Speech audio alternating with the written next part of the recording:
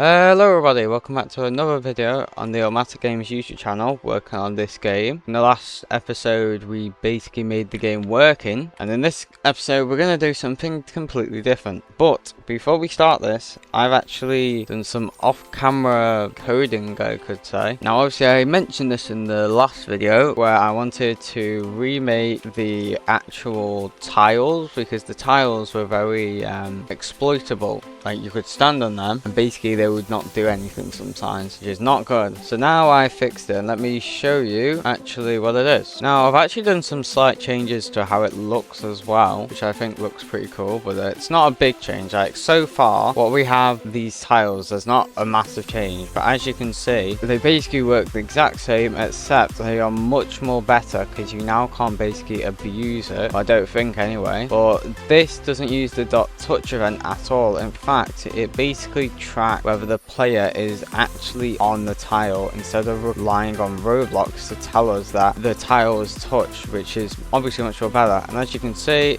if I do that, you can see when I do that it sort of goes down and disappears, same to like the other type of tile. But again, if I like try and somehow mess this up, you can sort of see every single one is activating, which means I just can't like stand in one place and then it never does anything, because now that's just not possible, because it actually physically tests whether you're on the tile instead of using like the .touch event, which is really crazy because there's no .touch event for this. It just knows that you're on it, and as you can see, ooh, I won it. See if I can get the other game mode so I can show you that one. Okay, so here's the new tiles. Here we go. So as you can see, instead of them just fading away, they also go down as well. I thought this is quite a nice feature. I just randomly thought of this. I was like, let's see if we can try and do it. It's obviously not difficult to do. You just take what it was before, because obviously the color one, they get bounced down and back up. Basically I just took that, and instead of bouncing down and back up, they just went straight down and also faded away. Anyway, let's get straight into what we're going to do in this video.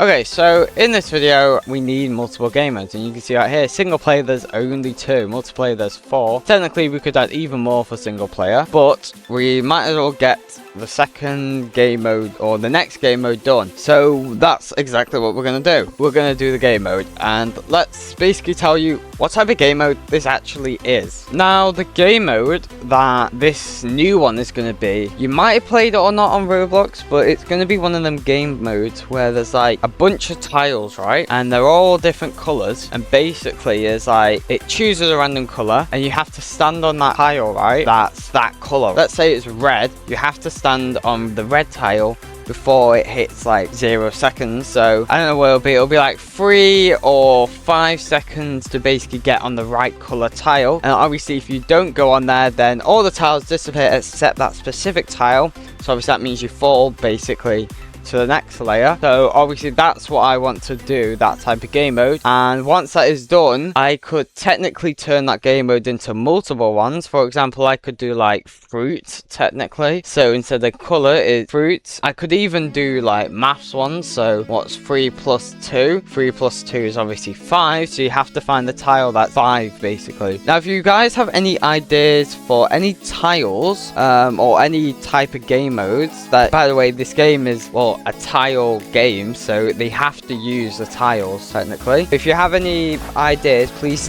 comment down below. Also, I want you guys to also name the tiles as well. Anyway, let's get straight into making these tiles. So what I'm going to do is I'm going to basically just do a time lapse. Yeah, anyway, let's go straight into the time lapse right now.